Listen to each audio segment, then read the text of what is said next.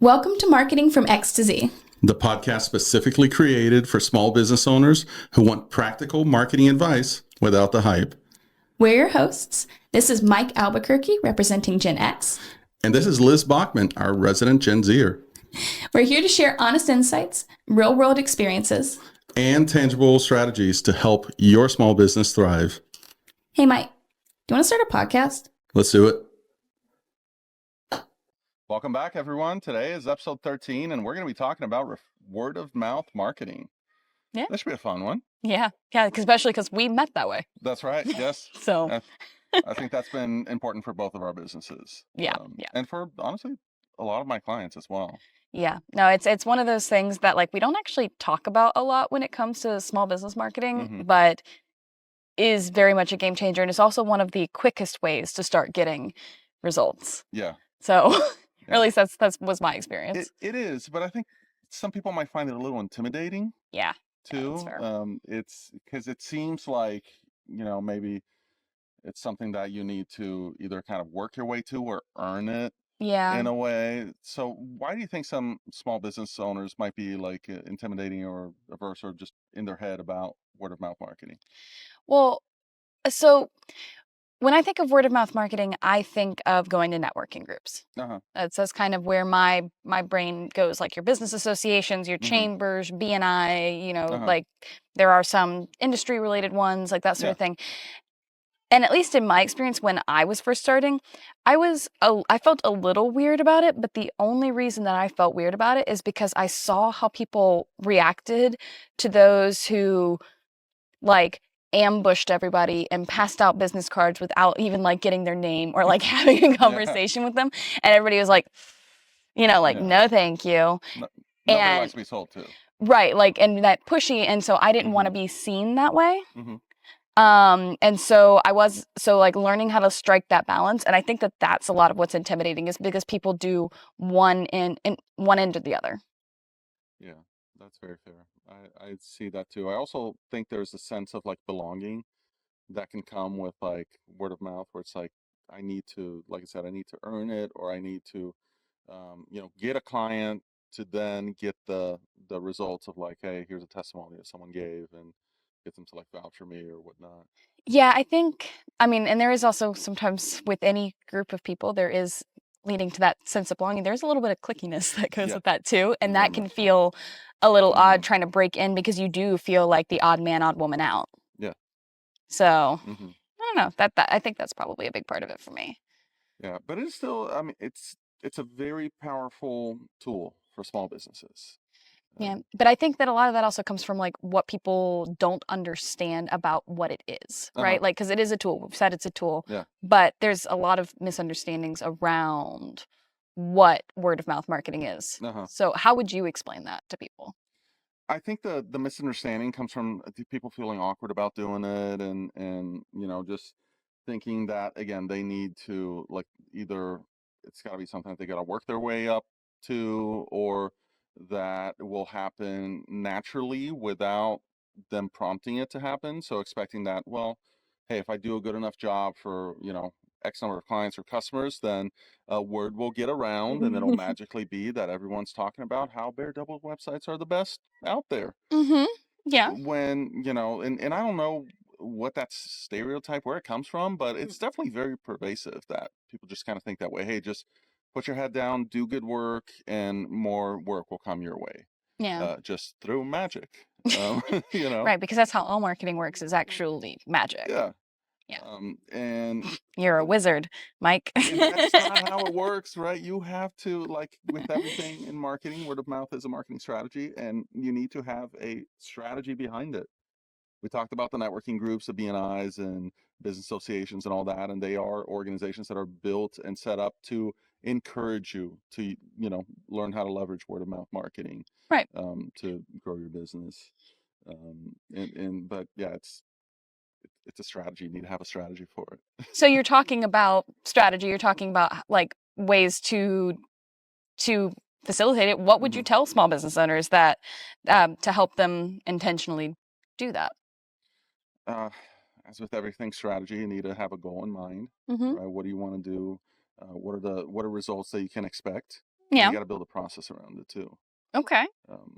How, if you're going to be trying to engage with customers or clients or with strategic partners or with friends and family, you're going to be doing it in a different way. I would hope so. So you should have a process for each one of those where you're giving them different prompts or different requests or sharing about your business in a different way. Okay. I mean, that makes sense. That makes sense. Yeah. How about you?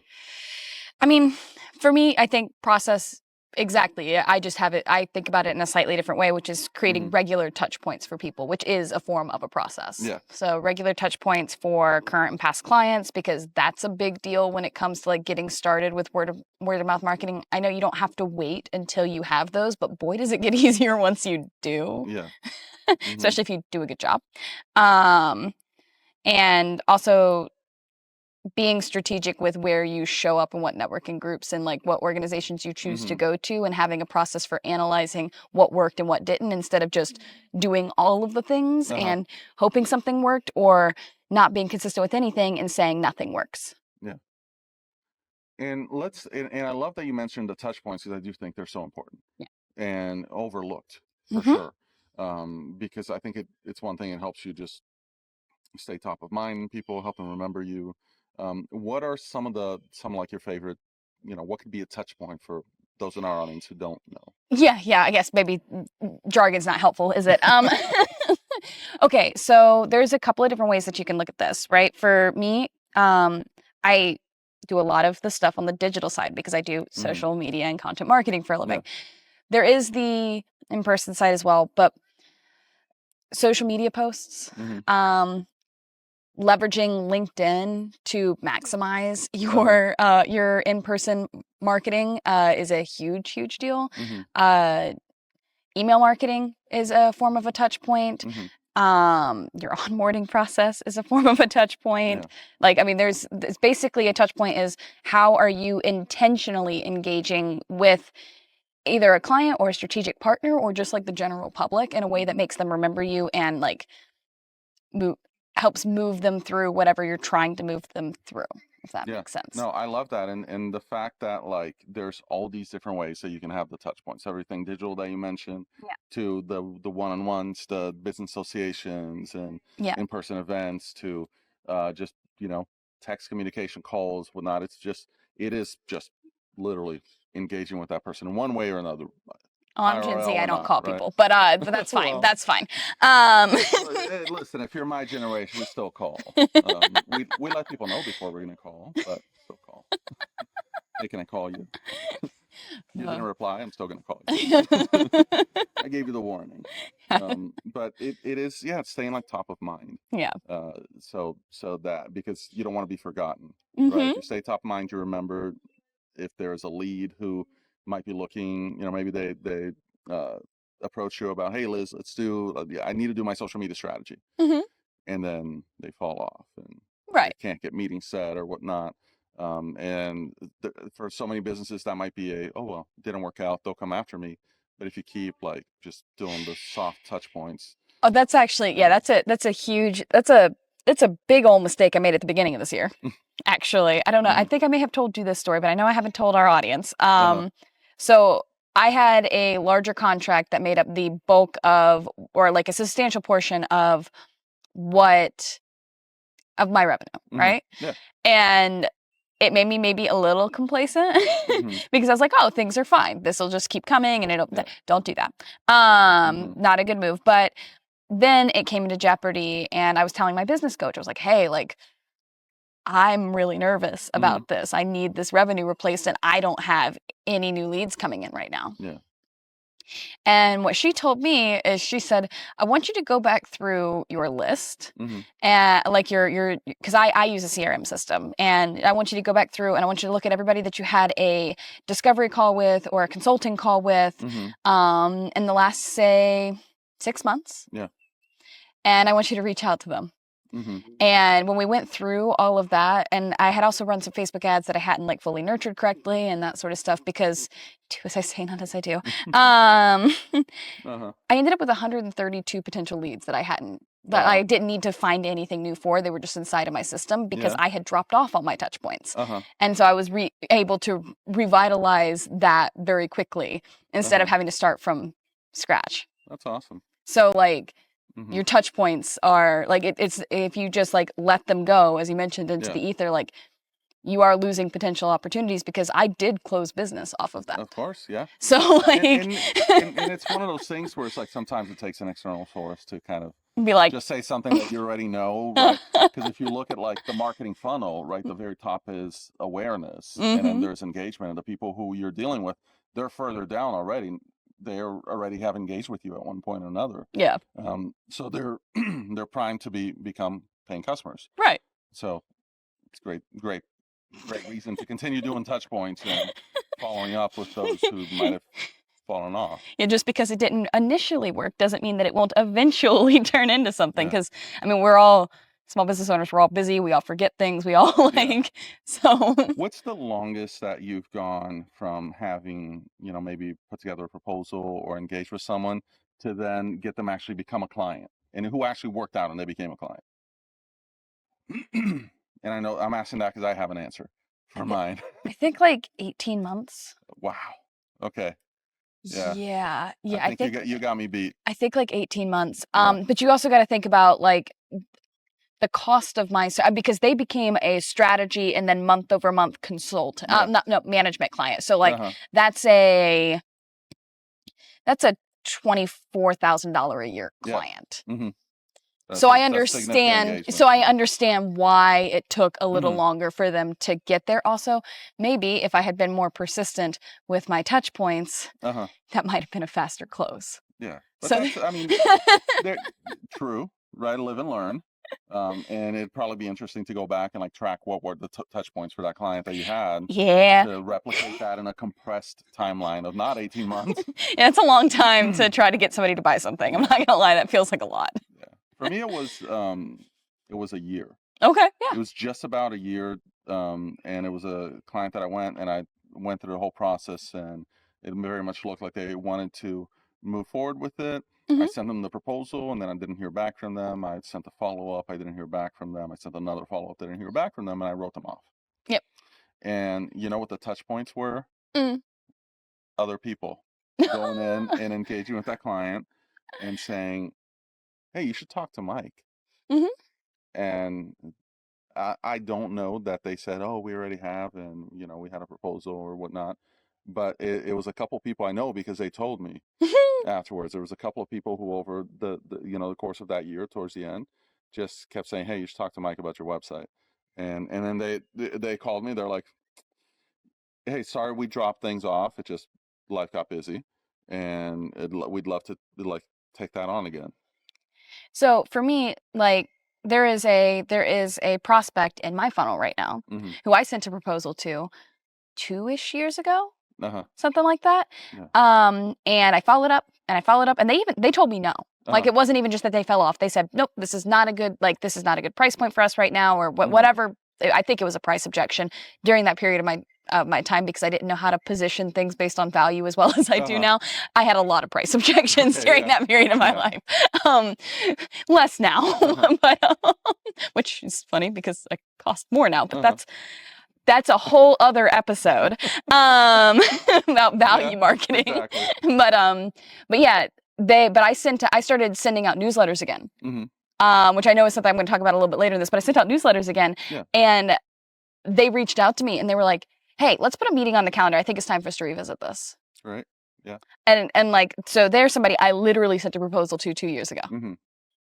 And so I think what the newsletter did here was twofold. Not only was it a touch point for them, but also it was a chance for you to demonstrate like your expertise, you know, to build that know, like, and trust by, you know, showing yourself as a thought leader, as someone who, you know, continues to do work in the industry and continues to, you know, elevate what you're doing.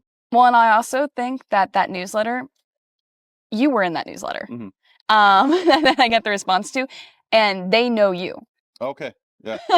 So I think that helped too, with like kind of like doubling down on like that know, like, and trust. I kind of I think I may have borrowed a little bit of that trust aspect from you. Yeah, which is, I mean, that's exactly what word of mouth does. Yeah. Right. I mean, it's in a different way here, but when someone is, speaking on behalf of your business, someone else, they're vouching for you. Yeah. In one way or another, they're saying either, I have used this service, or I trust this person, or I have engaged with them, or I see that they know what they're doing. Yeah. Yeah, that makes sense. Okay, so you know a lot about, I know that you know a lot about word of mouth and referral marketing, because you've had some very, very, very good success specifically with that. So, yeah. How? So my business, and at this point that we're recording this, we've been in business for, and I'm going to do the kid thing and say 8.5 years. It'll be 9 in March. But it's been built, I don't want to say solely, but primarily through word of mouth, networking, client referrals, and all that. I know we're going to talk about tools a little bit later, but I do actually track that stuff. But it's basically, I had to, I this was not a world that I was familiar with when I got started. I just kind of had to learn through it. And my approach was, I'm going to show up at these places. I'm going to try to break down what I do in the simplest forms, because I'm a big believer of, and I say this with the fact that I think I'm not the brightest person out there when it comes to like understanding what other people do.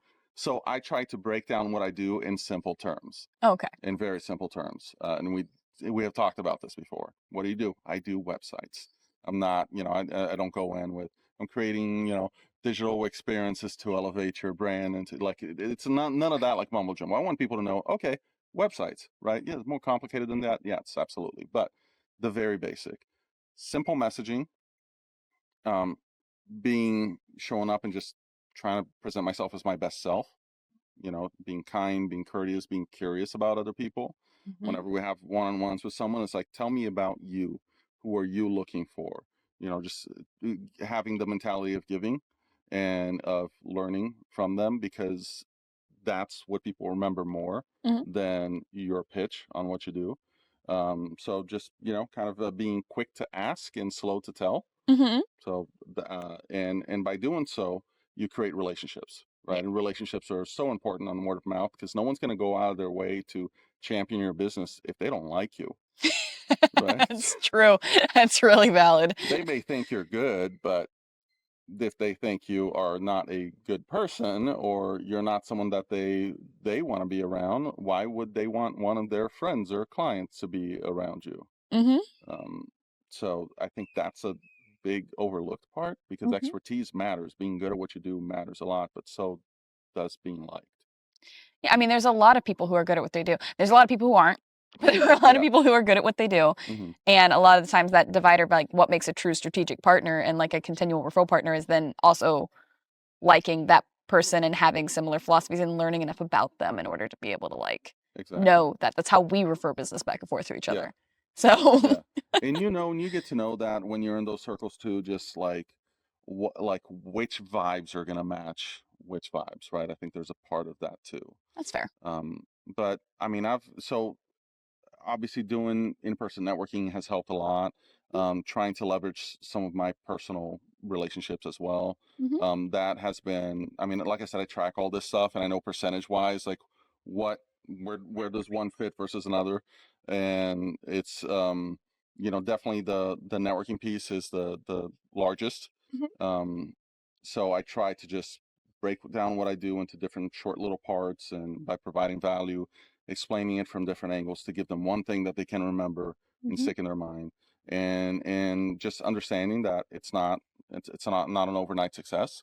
But I've been, like I said, in business for 8.5 years, and maybe a good like 7 years where networking and word of mouth has been what drove growth. Cool. No, that's awesome. Yeah.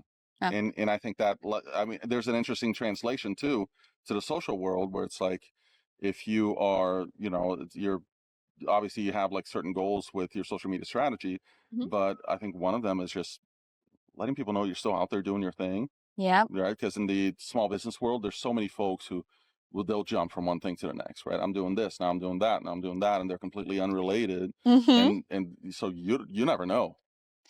Yeah, I think there was recently a company that was at like a networking group that I go to regularly, and they had been they'd been in social media for a while, and now they're doing HVAC. Yeah. Or something like that. Yeah, So exactly. it's like complete shift. yeah, which is like it's a little it's fine, but it is good to like let people know where you stand on a consistent basis, which is why those regular touch points are so important. Exactly. Yes. Yes, because one of the big stories that I always hear is like, well, my web designer just dropped off the face of the earth, and now I can't get a change done to my website because maybe now they're a realtor and they're in a different industry, right? And they're no longer doing that, and because there's not a regular touch point, you don't know that. So people sometimes expect that from small businesses. Yeah. Are they still in business? Yeah. Did they survive it? Because I mean, unfortunately, there's a life cycle. Yeah, it's kind of sad. Life expectancy for a small business. Yeah, because like my business, we're about to turn 4. Yeah. Yeah. So for a social media business, that's actually like a really long time to be around, which is unfortunate. But it's true. You were here when TikTok was still Musical.ly, whatever it was called before. Oh my gosh, no. Ancient in the social media. I am not. I'm seasoned. Okay, see, there you go. Yeah, seasoned. Do you want to go into tools? Am I jumping ahead if I want us to go? Yeah, go to tools. Go to tools. Do it. Okay. So I know that I think we're gonna have different approaches here. Probably. For how we track things, because I think you're a lot more. I would say that you're more organized than I am. You'd probably say the opposite, but I think let's say that we're organized in different ways. Sure, right? sure, okay. I just want to do stuff my own way, even if it is the harder way, or and I think you are very good with systems, and kind of getting the system to work for what you want it to do. Sure. Tell me about your tool. So my tool that I use to track this is Google Sheets. Built it myself. I just wouldn't put data into that. That's my problem. Is I wouldn't. The reason my system works is because it connects my calls to immediately makes a contact. So when I forget to do it for a long period of time, I can backtrack it more easily. But please tell me about your Google Sheets. My Google Sheet where I track again, I looked for a tool around that could do what I wanted it to do, and that could give me the data in the way that I wanted it to. I could not find one, or if I did, it was something that you had to pay more money than I was willing to. Fair enough. That's valid. So whereas good old Google Sheets, free. So I built a tool, and I said, what are the important things for me to know? Well, I want to know where the referral came from, right? That matters. Is it from a specific networking group? Is it someone in the group? Is it a second, third, fourth tier? Is it someone who has met me in multiple places? Who is the specific individual that referred me to that person? I know a lot of this, like if this sounds familiar for anyone who does BNI, because you have that on the BNI Connect app, that is because that's kind of what I modeled it after. Yeah. Except that I wanted something that was not just BNI related, and that could give me more granular data and like a pie chart or whatever, right? So I track a lot of different factors there. Also, what project did I connect with them on? Do I think they'd be a good fit for package A or B or C? Also, what were the touch points? So I keep a log of every time I touch, I call them, or I engage with them, or I email them. I write down email on date X, Y, and Z, and there's a brief description there, so that if I'm having a call with them, I can just open that sheet and see where we ended last time. Interesting. I love that. You are definitely more organized than I am, because if I tried to do something like that, it would just fall apart. You have all your stuff automated. I do. So I use a variation of high level that one of our friends sells. Yeah. And which can seemingly do everything. I mean, it's amazing because I know you use it for a lot of your systems, so it's a really impressive tool. Yeah, I do use it for a lot of my systems. Like I was having a consulting call with somebody the other day, and I just added a tag to their contact, and it sent them my entire tech stack with all of my affiliate links already in it, and I didn't have to like do anything new. So because like I get a little I'm a little squirrely sometimes. I'm a little, ooh, look at the shiny thing. And so it's good for me to have things that I can just like have a very simple step and it does all of that, which is like, you know, a lot of work on the front end, but I get really excited and I do the work on the front end. Okay. So it makes it easier for me to There you go. But mine, I have pipelines set up. Okay. So my pipelines will have the contact source in them, and then inside of the contact, it'll have all of the emails we've sent. And that sort of thing. And so I can see where I've talked to them and where I have not talked to them. And but I don't have like percentages really done. I haven't really set up my dashboard to be able to do what you're talking about, and I don't know even how to do that, to be honest with you. But I think I think yours is more detailed, but mine is more foolproof. Yeah. Because I book everybody through that system. So if I have talked to you, you are a contact in this system that logs whenever we meet. Yeah. Even if it's an in-person meeting, because it's linked to my calendar, as long as I put your email address in, you are in there, and there is a record that I don't have to remember to specifically input. Which for somebody who's as for those who are listening to the audio, I just did sporadic hand motions, as I can be sometimes. That's been a really, because different business owners have different like personalities and strengths and weaknesses and stuff like that. So yeah, what makes me good at social makes me not super awesome at putting things in spreadsheets. And for me, it was like part of the reason that I wanted to have the percentages and wanted to track things in a certain way was to think through where do I want to double down? Yeah. And so I wanted to break things down into people who I want to, try to either find like other people in similar roles or organizations that where I'm just getting traction. Because I do think that those things compound. I'm a big believer in momentum for business. And so it's like, how can I identify that? Yeah, no, that's definitely, it probably took me longer to figure out where I was getting my highest return on investment because I didn't have something like that built out. So, and that is important, tracking your return on your investment. When it comes to any type of marketing, you need to have KPIs or key performance indicators, metrics that tell you if something is working or if something is not working. And it's the same with word of mouth as it be with anything else. Yeah, it's like if you're being like not wasting all of your time doing everything, because not everything will work for you, because that's not how any of this works. But also not being inconsistent with everything and saying that nothing works for you, because that is also something that happens a lot in the small business world. So yeah, now both we have different tracking tools, but the commonality is we have tracking tools. You gotta have something in place. I mean, a notebook. Maybe it's a notebook for you. I've had someone who told me that they kept notes on their phone. So whenever they had a call with someone, they would just open up the contact and just update the notes part on it. Yeah, or Obsidian was a tool that I used for a while. Okay.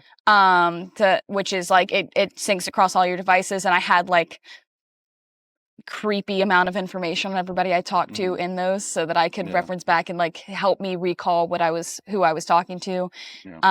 Before I had the CRM system, because the CRM system is something that's like in the last year that I've started doing. I used Post-it notes. Okay. Yeah. And my little sister came and helped me organize my house at one point, and I'm no longer allowed to have Post-it notes. Okay. Yeah, because it just my office looked like I was connecting things with the red tape and the yeah. Okay, I see that. Yeah. Systems are better than that. But I think it is a good. I think it's a good thing to do after you meet with someone, or do a one-on-one with them, or go to a networking event where you just kind of chat with someone about your business, just to write down something, just so you have again something that'll for next time you connect with them, or that gives you a way to follow up on that conversation. I used to write on the back of people's business cards. Oh, when they would give, I was one of them. I was one of them for a while. I would write on the back of people's business cards so that I knew what we talked about and what we were following up about. Yeah. I mean, a lot of people do that. I mean, I get a lot of requests of people from. Like, no, don't put anything on the back of a business card. So I want people to be able to write there. Yeah. Don't print on specific, it can't be gloss because Yep. I want people to write. I'm like, who's writing on a business card? Me. That's an old person thing, Liz. I just want to say that. It is not an old person It's thing. like, we got to go beyond me. I mean, we're going to like the greatest generation here and the boomers and all that. You know what? I'm an old soul. Yeah. You said it. You said it, not me. All right. So pivoting away from tools, because I feel like this is going to become a little bit of an attack if we're not careful. What about mistakes you see people making when they're trying to generate referrals? So I think the biggest one is just them not being clear with the language, right? Just using either lingo that folks don't understand. I mean, we mentioned that a little bit earlier, the digital strategies to elevate, your positioning. Like, you need to speak like your audience. If you're talking to a corporate audience and that's their language, great. If we're in corporate and now you're working with small businesses and you're trying to connect with the mom and pop shop owners, you can't be talking about tracking and aligning and all that like corporate lingo. No, those are actually the biggest offenders, are people who were corporate and have decided to step out on their own. Those are the people that I find struggle the most to explain what they do because they're doing it in this way. So I was never corporate. So I never learned this. I was never like that. This was never ingrained into me as a way to speak. So it's really painfully obvious to me when somebody was, because they talk like that. And then I'm like, you said so many words to say nothing at all. And I still have no clue what's going on. And I consider myself pretty good at putting the pieces together. But yeah, no, that's definitely a thing that we see is a lot, because a lot of people, they do have their corporate career and then they start businesses, which is great. And that's awesome. And if that's you, I'm not trying to be rude, but also if that's you, make sure you're talking like the people that you're in the rooms with now and not the people that you were in the rooms with before. Yeah. A good thing to ask is, if you meet someone and they're, or let's say that you just transitioned to a new job and your friend asks you about your business and you explain it to them, ask them back, what do I do? I mean, your pitch is really simple. It's just, you do websites. So sometimes you'll add in that you do SEO or that you do branding, but like, it's a very simple, I do websites. Yeah. And even the SEO part, I don't throw it in a lot, because if it's a business that doesn't know what it is, they're like, what is that? What does that stand for? Yeah. So, and for me, I do social media strategy, management, and consulting. That is pretty straightforward, but I actually always follow it up now. So what that means is, and then I explain, and I break it down even further, because I'm trying to make sure that I'm being clear to people that are not in my industry. And I think just by, having the term like social media in there, that already gives some sort of explanation. I mean, are you going to get someone who might think that, hey, Liz, can you sell my trinket then on your lives? The amount of times I get asked if I manage marketplaces, like personal page marketplaces, that is social media, but it's not business social media. I also get asked if I do SEO a lot, because people think social media and SEO are the same thing. And they're not. They're not. Yeah. They're not. But they do sort of get it. But I don't know. Now we're getting into my soapbox about what bothers me. I got asked once. I told someone, an acquaintance, that he was like, "Oh, so you own your own business? What do you do?" I said, "I do websites and I do branding for small businesses." And they asked me if I could install their sound system. And that one I still don't know where that came from. I'm like, I must have misspoke somewhere. Oh God. Yeah. So aside from this, nope, not even gonna go there. So besides mistakes, what are things that businesses can double down on and do more of to get more word of mouth referrals? So there's a couple of easy strategies, not easy, but simple, straightforward at least. Email marketing, I think, is a great one. It gives you the touch points, right? To help you stay top of mind. I think that's the key. You got to stay top of mind with people, be remembered. So touch points, email marketing is a great way for that. Google reviews as well. So it makes it easier for you to be referred if someone can look you up by themselves and see that this person has 20, 30, 100 5-star reviews. They must know what they're doing. They've been around for a while. Yeah. Anything that can help whoever is giving the word of mouth referral, versus it just being like, hey, my buddy does this. Oh, what's this business? What's this website? Hey, it doesn't have one. Is he on social? No, he doesn't have that. Oh, does he have a business card? No, not yet. Yeah. No, I have a friend who wants to start a handyman business, and he asked me where to start. And one of the things that I told him, I gave him a few different parameters because starting a business has a lot of steps. Yeah. If you started a business, which if you listen to this, you probably have, you know that.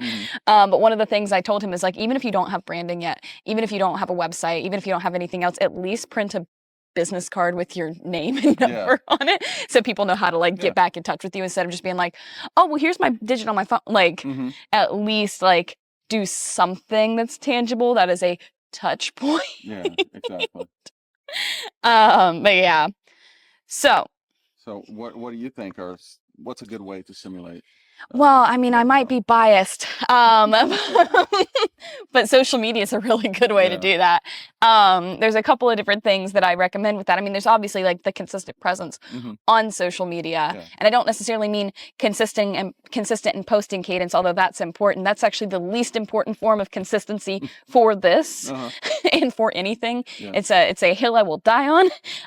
But the consistency in how you show up for your audience, the way, who you are, and how you make them feel, and what you represent and how you speak is infinitely more important than 1 week you posted one time and 1 week you posted 3. Now, it is good to have, for the algorithm's sake, it is good to have consistency in general, but when it comes to building trust, that other form of consistency is infinitely more important. Yeah, I could not agree more. I could not agree more. Drives me crazy. So we're getting to the point where we're gonna wrap up this episode now. Okay. We've talked a lot. I mean, this is gonna be one of the longer ones. Yeah, so, sorry y'all, but also not sorry. Yeah, hey, hope you get some good value out of it. If you're still here, let us know. Yeah, I can say I made it to the wrap up. That'll be yeah. So okay, wrapping it up. So what is one easy to implement strategy that our listeners can implement after this episode? I feel like based on all the other episodes that we have shot, this may be beating the dead horse a little bit. But when's the last time you sent out a newsletter? When's the last time? Because just sending one out that just gives people a rundown of what's going on. And I'm not talking about buy this thing and buy that thing. I mean just a general what's going on in your business to that list of people who told you that you could send them an email. Very important. Because when I did that, I had the thing that I mentioned earlier with the person who reached out after I'd sent them a proposal 2 years ago, but I also had 2 strategic partners reach out with potential leads for me and referrals directly from me. So it's that. Yeah, it's a big touch point. It didn't take me that long I think it was an hour of my time. Yeah. So, yeah. All right. Well, my tip is gonna be something that I think you've recommended this. But if there is a lead that you're looking for, follow them on social media and engage with them. You know, make a comment, ideally, like a couple other things. That will just help them remember that you're there. And don't just do it once. Make a routine out of it. I mean, we should all be, it's not like we're not on social media, right? So. Is it a column on your spreadsheet? Yeah. Check. Go in every morning. Have a routine, or every week, whatever you're comfortable with. Every month, if it has to be. Yeah. But just continue to engage with people. Simple one that'll take you just 5 minutes, if that. All right. What about a key and an insight for one thing that you want people to remember about this? Be personable when you're talking to other people, when you're meeting them, or with clients or customers. Just be someone that people want to be around. That's what's going to get you a referral. Yeah, no, I agree with that, and that is paramount. But if you were to add one thing onto it, it is if you don't ask, the answer's always no. Yeah. And I don't mean ambush people. I do not mean that. But if you don't tell people that you're looking for business, that you are that you would like referrals, they're not gonna think to do it on your behalf. So if you don't ask, the answer's always no. Yeah. Yeah. Oh boy, I wanted to segue into something, but we're almost wrapping up, so I'll save it to next time. I think we have an episode that can kind of be all around that. Oh gosh. So let's go with this last item, Liz. So what is one question that, as small business owners, we should be asking ourselves regularly to make sure that as those referral opportunities are coming up, we are nurturing them? So for me, it's when is the last time you followed up with someone that you've only had one meeting with? Like when is the last time you talked to them? Yeah, that's a good one. Yeah, you can't. Don't just be a one and done. Don't think I met with that person. Check. Now they're on my team. They're a champion for my cause. That's not the way it works. No, Right. man, that would make things easy, but no. Yeah, But I no. mean, it's like we talk. We talk in marketing strategy about like the journey of customer with the business. I think the journey of a strategic partner is similar. Yeah. You have to go through getting to know the business, engaging with it, partnering on a project, referring a client, all the way until you can become a champion for that business. It takes effort. Can I add one? I know that we're trying to finish, but I just want to add one thing. This is the unlimited episode. I mean, we're gonna run out the battery of Oh gosh, sorry. Okay, but like, look, the other thing is that selling directly to the room is selling to get a customer. Building a relationship with a strategic partner is a way to get many more customers down the line. Yeah. So if you have to pick between selling to a single customer, a single engagement, versus building a relationship with somebody that can do that over time, but that takes a little bit longer to happen, that is what you should do. Yeah. And I just think that that's something we hadn't fully great. That's a great point. And it does, like, it takes some of the stress out of one-on-one relationships when you're not trying to sell to them. Yeah. Right. And that's and you'll notice that that's one of the things that people struggle the most when they're getting into networking, because they think they're going into a room where people are trying to sell to each other, when ideally that's not what's happening. Right. So when someone is trying to sell you something that you might not want to buy, you probably don't want to buy, your guard is like way up here versus when you try to just say, hey, I would love to be connected with customers of yours who are looking for this, or even someone who can help me find customers who are looking for this. Yeah. It's a very different conversation. Absolutely. Okay. I'm really anxious to see how long this has been. Yeah. With that, we wrap up our 2-hour-long episode. And we'll see you next time when we're going to be talking about things to be thankful for in your business. All right. Take care, everyone.